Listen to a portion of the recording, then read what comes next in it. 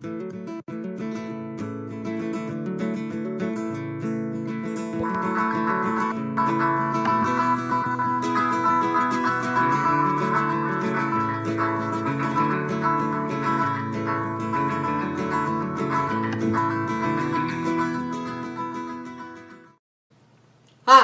it's Jonathan. Welcome to another episode of Sigillum Multarum.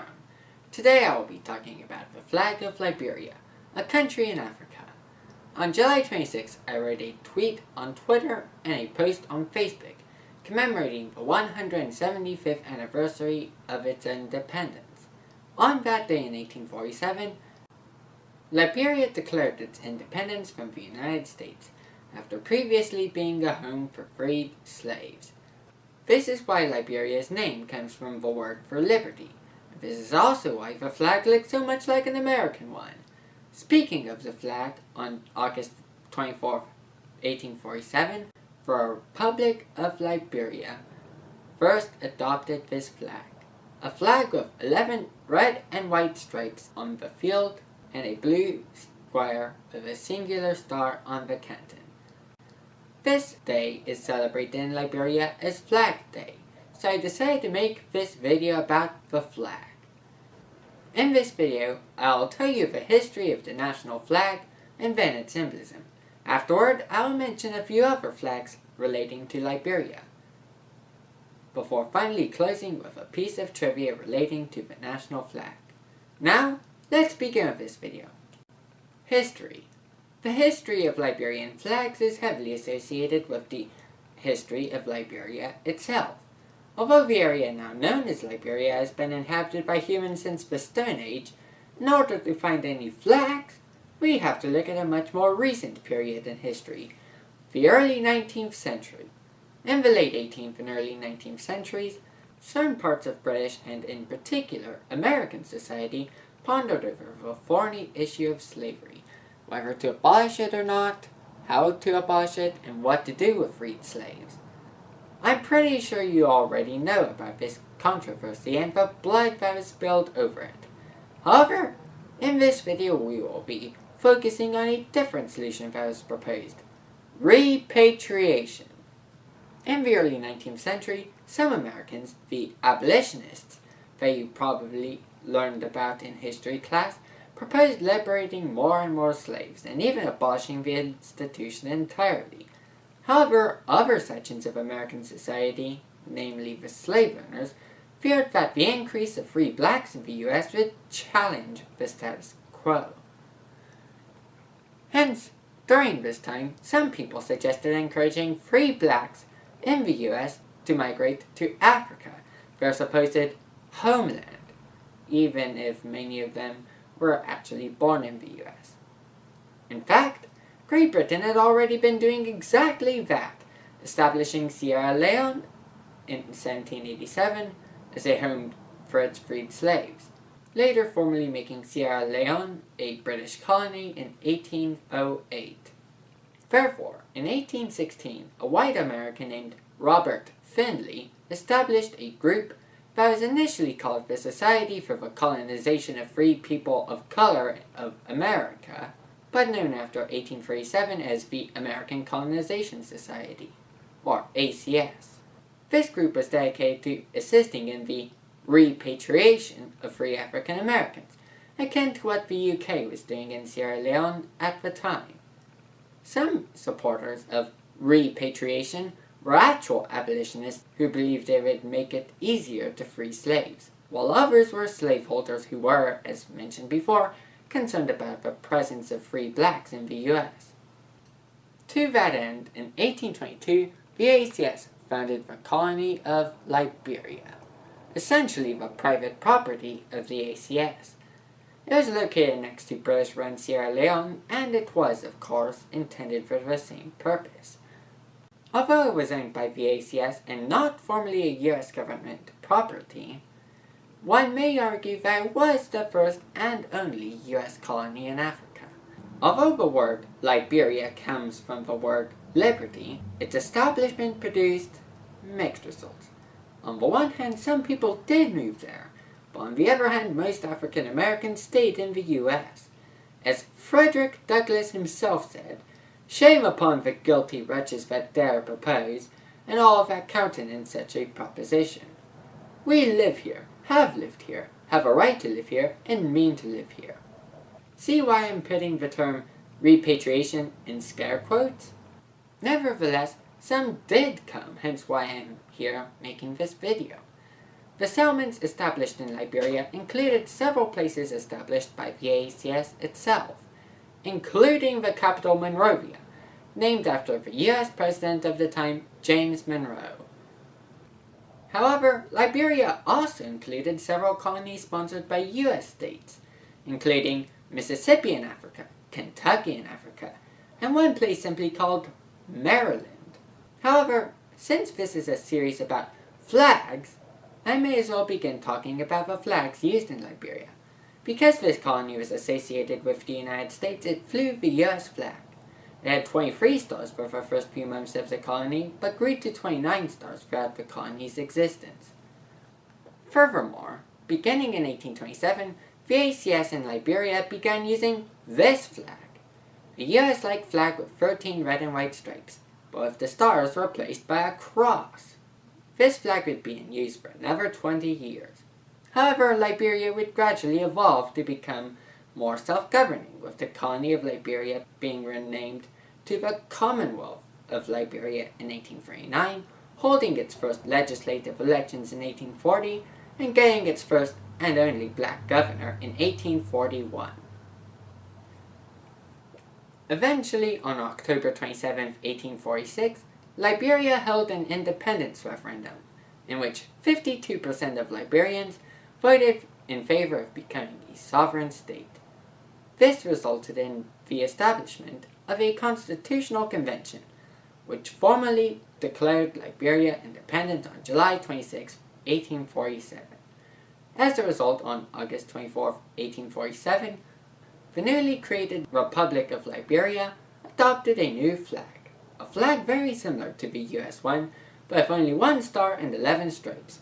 This flag, nicknamed the Lone Star, is still in use today.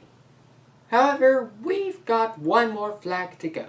Remember how I mentioned a settlement called Maryland earlier? Well, although the rest of Liberia became independent in 1847, one section known as Maryland and Liberia continued to be a colony for the next 7 years. It eventually gained its own independence on May 29, 1854, as the independent state of Maryland and Liberia. This new country adopted a modified version of the ACS flag, but the stripes colored black and gold instead of red and white. However, this Liberian Maryland quickly realized that independence wasn't that viable, and on March 18, 1857, it was inevitably annexed into the Republic of Liberia. After that point, the whole of Liberia used the Lone Star flag that was adopted in 1847. 117 years later, on July 22, 1974, the Liberian government appointed a Commission on National Unity to examine the national symbols of Liberia and recommend changes to them in order to make them less divisive. However, on January 24, 1978, when the Commission submitted its final report, it did not recommend any changes to the flag of Liberia. Hence, the flag remained in use afterward, and even in spite of the numerous changes in Liberia's political structure since 1978, the flag is still in use today. Now, let's go over the symbolism. Symbolism. There are several elements on the flag of Liberia that are filled with symbolic meanings. In fact, the whole flag is, as you can see, based on the flag of the United States. Therefore, the flag itself represents Liberia's historical connection to the United States. However, the symbolism doesn't end there. As I mentioned before, the flag of Liberia has 11 stripes instead of the 13 on the US flag. On the Liberian flag, the 11 stripes represent the 11 signatories of the Liberian Declaration of Independence. These 11 signatories, who served as members of the Liberian Constitutional Convention of 1847, include Samuel Benedict, the President of the Convention, Hilary Teague, Elijah Johnson, John Nausdelau Lewis, Beverly R. Wilson, John D. Crippon, John Day, Amos Herring, Anthony William Gardiner, Ephraim Titler, and Richard E. Murray. Returning to the imagery on the Liberian flag, there is also a blue county with a singular star. The star represents the freedom that the former slaves were granted during the early years of Liberia. This is of course very significant, not only because Liberia was originally founded as a home for freed slaves, but also because Liberia is the first independent republic on the African continent. Finally, the colors on the flag have their own meaning, not just in the fact that they together make the US flag colors, but also because each of the individual colors are themselves symbols. On this flag, red represents courage, white represents moral excellence, and the blue represents the African continent that Liberia is located on. That is the symbolism of the Liberian flag. Now let's take a look at some other flags. Other flags. As with many other countries, Liberia not only has a flag for itself, but also flags for regions within its borders. The Republic of Liberia is divided into 15 administrative divisions called counties, and each of them have their own flags. The national flag in the canton and a distinctive pattern covering the rest of the flag. Interestingly enough, a scholar at Princeton University actually wrote an entire article about these county flags, which you can check out in the description. However, to summarize the story of these county flags, the idea of making county flags was originally proposed in 1961 by the Liberian president of the time, William Tubman. In the 19th century and into the early 20th century, the Liberian political system was dominated by the Americo-Liberians, the descendants of the African Americans, while the indigenous peoples of Liberia were unrepresented at the time. However, beginning in the 1940s, President Tubman began to push a unification policy to integrate the native Liberians into Liberian society, including by granting the indigenous people citizenship in 1947 and creating new counties for them in 1964. The new counties, located inland, not only granted the natives the same national and regional representation that the Americo-Liberians on the coast already had, but they also led to the creation of new bureaucracies, and hence more opportunities for patronage on the president's part. Coincidentally, Tubman had already proposed creating county flags as early as 1961, as part of his annual address to the Liberian legislature. During this address, he said, "Fortunately, we have endeavored to instill national consciousness into the hearts of the people of the country.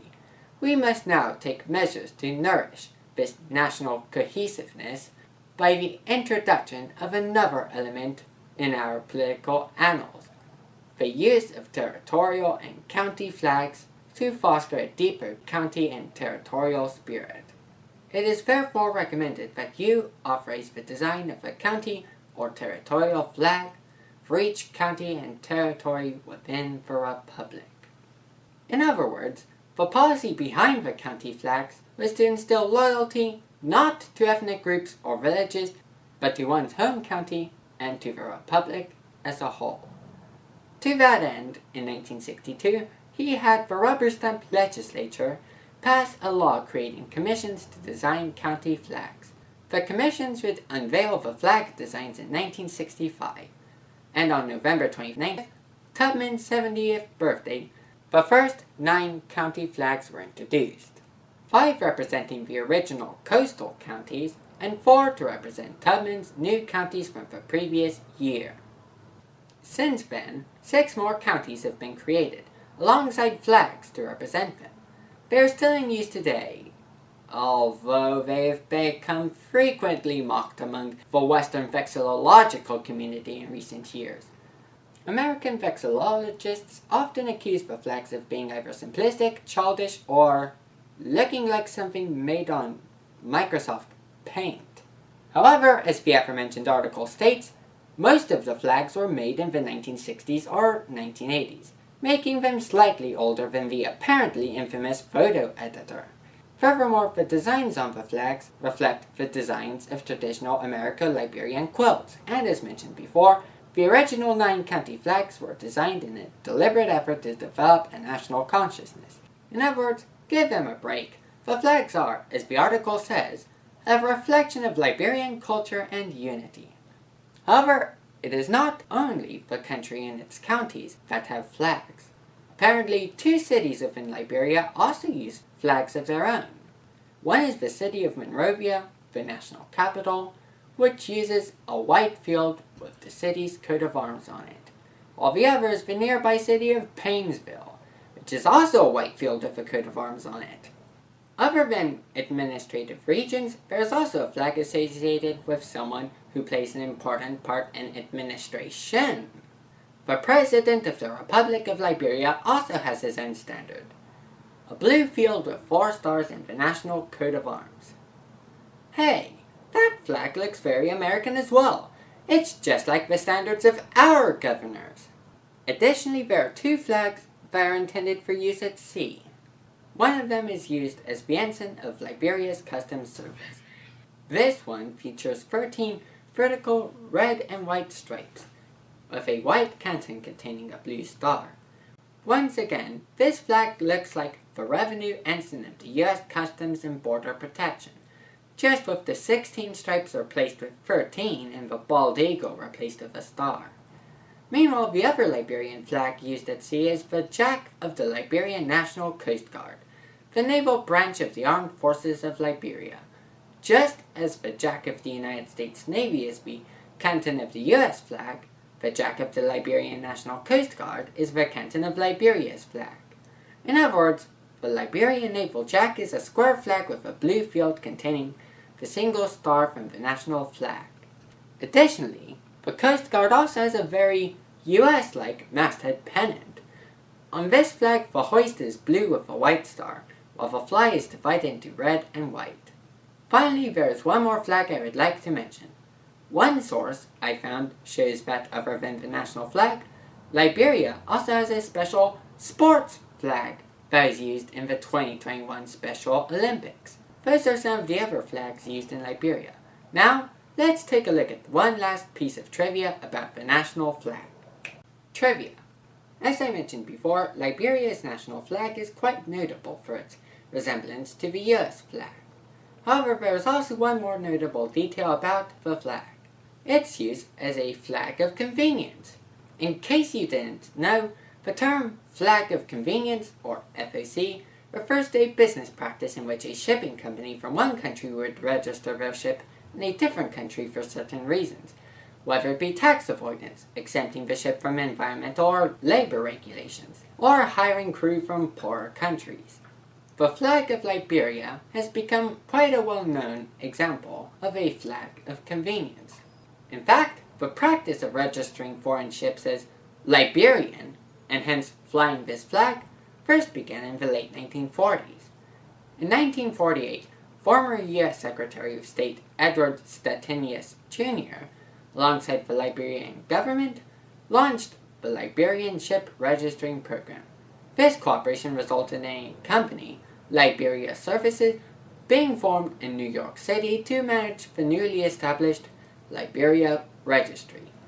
Liberia Services served its first customer on March 11, 1949, when Greek shipper Stavros Niarchos registered the ship World Peace as Liberian.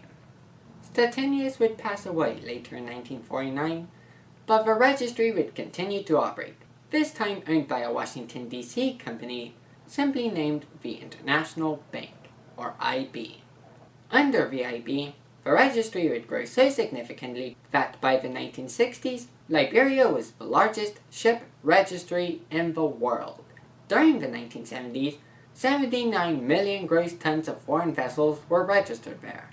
This would continue until the civil wars of the 1990s, but even then the Liberia registry was still second only to Panama. This was particularly important since Liberia Service, by then renamed to International Registries, Inc., provided 70% of Liberian government revenue. International Registries, also known as IRI, would continue operating in Liberia until the year 2000, when it left Liberia and moved to the Marshall Islands, another popular FOC registry site. However, the government of Liberia responded by transferring the Liberia Registry to a body known as the Liberian International Shipping Corporate Registry. Since then, the registry continues to be a lucrative source of money, and by 2009, Liberia still had the world's second largest registry. These Liberian ships are mainly owned by German and Greek companies, with the former owning 39 million deadweight tons, DWT, and the latter owning 23.2 million deadweight tons. Liberia also registers 44% of the tonnage owned by companies from the Russian Federation, as well as 47.7% of tonnage from Germany. Even to this day, Liberia's registry industry is still quite lucrative, for in 2021, Liberia continued to maintain its position as the world's second largest registry, with 3,942 ships registered there. These ships mainly consist of 1,487 Liberian bulk carriers, but also include 878 container ships, 851 oil tankers, 131 general cargo ships, and 595 ships of other types. This practice has a rather mixed reputation. On the one hand, the practice of using the Liberian flag as a flag of convenience has been used for tax evasion, hence the convenience in flag of convenience. On the other hand, it has become a major source of revenue for Liberia, as made evident by the 3,942 ships that continue to sail across the seas under the Lone Star flag of the Republic of Liberia. That is a brief summary of the flag of Liberia's usage as one of the world's main flags of convenience. Now, on to the outro. And now you know more about the flag of Liberia. In this video we covered the history of Liberian flags, and Liberia in general, its symbolism, some of the other flags used in Liberia, and the usage of the national flag as a flag of convenience. This has been quite an interesting look into both the flags of Liberia and the history of Liberia itself, the first and only US colony in Africa. I hope you enjoyed this video. If you did, please leave a like on it. If you enjoyed this entire channel, subscribe to it. And if you want to know when our next video will be coming out, click the bell button after you subscribe. And I'll see you in the next video!